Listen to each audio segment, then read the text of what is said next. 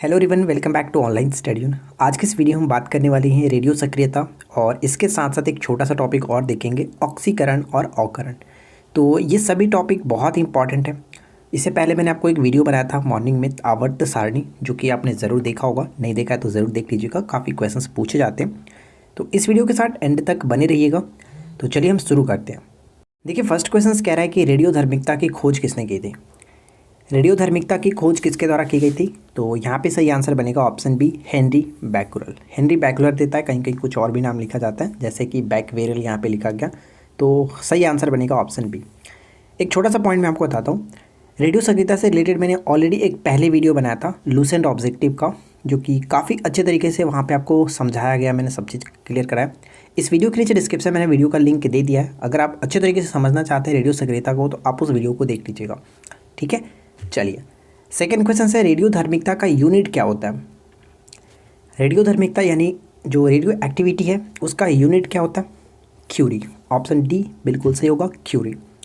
Alpha और beta किरणों की खोज किसने की थी? अल्फ़ा और बीटा किरणों की खोज किसने की थी? Rutherford. C will be right answer, Rutherford. निम्न में से कौन रेडियो सक्रियता हीलियम नाभिक के समकक्ष होता है? निम्नलिखित में से कौन सा रेडियो किरण हीलियम नाभिक के समकक्ष होता है? तो अल्फ़ा जो किरण होता है, अल्फ़ा जो कण होता है वो हीलियम नाभिक के समकक्ष होता है, यानी ऑप्शन हम यहाँ पे ए को टिक करेंगे, ठीक है। अगला प्रश्न है, नाभिक से निकलने वाले किरणों में किसकी वेदन क्षमता सर्वाधिक होती है? ध्यान दीजिएगा, प्रश्न में पूछा गया कि वेदन क्षमता सर्वाधिक किसकी होती है। सही आंसर बनेगा ऑप्शन सी, गामा किरण की। लेकिन अगर आपसे क्वेश्चन पूछा जाता है कि सबसे ज़्यादा आयनन क्षमता किसकी अधिक होती है, तो वहाँ पे हम लोग अल्फ़ा किरण को टिक करते हैं, ठीक है। अल्फ़ा जो किरण होता है इसकी आयनन क्षमता सबसे ज़्यादा होता है, ये ध्यान रखिएगा। चलिए आगे बढ़ते हैं और अगला प्रश्न, इलेक्ट्रॉन त्यागने की प्रवृत्ति को क्या कहते हैं? इलेक्ट्रॉन त्यागने की जो प्रवृत्ति होती है इसे हम लोग ऑक्सीकरण कहते हैं, ठीक है। ऑक्सीकरण, ऑप्शन ए को टिक करेंगे। देखिए, ऑक्सीकरण को हम लोग दो भाषाओं से समझ सकते हैं। एक तो सिंपल सी भाषा ये होता है कि वह प्रक्रिया जिसमें पदार्थ ऑक्सीजन से मिल जाता है, या फिर कह सकते हैं कि उसमें हाइड्रोजन निकल जाता है, या फिर एक तरह से और कह सकते हैं कि इसमें इलेक्ट्रॉन की कमी हो जाती है, ठीक है, ऑक्सीकरण होता है। और अगर क्वेश्चंस कहें कि इलेक्ट्रॉन ग्रहण करने की जो प्रवृत्ति होती है उसे क्या कहते हैं? अवकरण कहते हैं। अगला क्वेश्चंस देखिए, मोस्टली चांसेस है कि इस तरह के क्वेश्चंस पूछे जाएंगे। अगर ऑक्सीकरण और अवकरण से प्रश्न बनते हैं तो डेफिनेटली इस तरह के प्रश्न पूछे जाएंगे। तो इसे कैसे सॉल्व करना होता है ये ध्यान रखिएगा। Na2SO4 में S का ऑक्सीकरण क्या होता है? ऑक्सीकरण अवस्था क्या है? तो चले करते हैं। तो आपको पता होगा कि सोडियम का जो वैलेंसी इलेक्ट्रॉन होता है वो कितना होता है? आप कहेंगे +1। तो +1, लेकिन यहाँ पे 2 लगा हुआ है तो ये कितना हो गया? +2 हो गया, +2 हो गया। और अगर आपसे बोलूँ कि ऑक्सीजन का कितना होता है? -2 होता है, -2 होता है, लेकिन 4 से गुना भी है तो -8 हो गया। अब हमें प्लस और माइनस दोनों इक्वल करना पड़ेगा। तो +2 है और -6, तो यानी कि हमें +6 और ऐड करना पड़ेगा। तो +6 किसका हो गया? ये कहेंगे कि सल्फर का +6 हो गया। सही आंसर ऑप्शन सी को टिक करेंगे। नेक्स्ट वन, निम्नलिखित में से सबसे प्रबल ऑक्सीकारक एजेंट कौन सा है? सबसे प्रबल ऑक्सीकारक एजेंट के रूप में फ्लोरीन को जानते हैं। A will be right answer, fluorine. अगला क्वेश्चन, ऑक्सीकरण अभिक्रिया में विद्युत ऋणात्मक तत्व समूह में अनुपात होते हैं। क्या होगा इस प्रश्न का राइट आंसर? ऑक्सीकरण अभिक्रिया में विद्युत ऋणात्मक तत्व समूह के अनुपात में क्या होता है? वृद्धि होता है। ऑप्शन ए, वृद्धि होता है। नेक्स्ट वन, बीटा किरणें किस प्रकार का आवेश वहन करते हैं? बीटा किरणें, ध्यान रखिएगा, जो बीटा किरण होता है वो इलेक्ट्रॉन की प्रवृत्ति का होता है, यानी कि जिस तरह से इलेक्ट्रॉन पे निगेटिव चार्ज होता है ठीक उस तरह से बीटा जो किरण होता है उस पर भी निगेटिव चार्ज ही होता है, यानी कि ऋणात्मक। ऑप्शन बी को टिक करेंगे। अगला प्रश्न है कि समस्त रेडियो सक्रियता पदार्थ क्षय होने के पश्चात किसमें अंतिम रूप में बदल जाते हैं? जो सभी रेडियो सक्रियता पदार्थ हैं वो क्षय होने के पश्चात सीसा में कन्वर्ट हो जाता है। बी को टिक करेंगे, सीसा। मोस्ट इंपॉर्टेंट क्वेश्चन है, गामा किरणें किससे बनी होती हैं? तो आपने पढ़ा होगा कि 7 जो चुंबकीय तरंगें होती हैं उन्हीं में से एक होता है ये गामा किरण। तो राइट आंसर क्या बनेगा? विद्युत चुंबकीय तरंग होता है।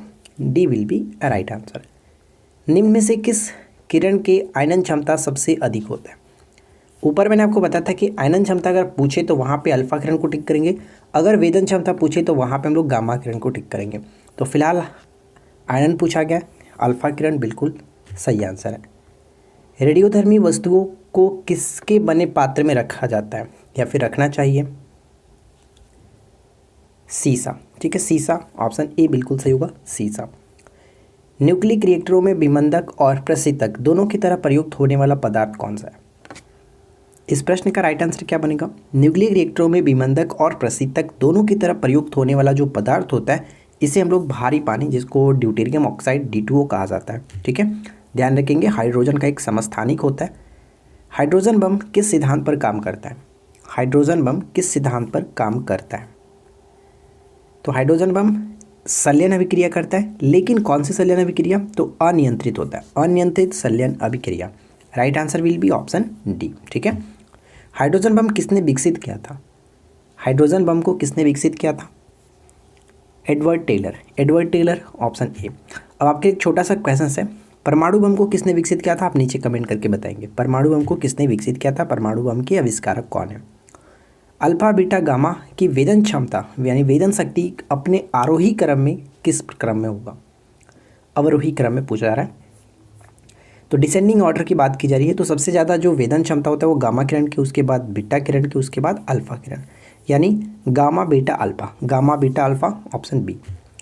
अगला क्वेश्चन जो मैंने आपको ऊपर में बताया था ठीक उसी तरह से यहाँ पर भी सॉल्व करेंगे।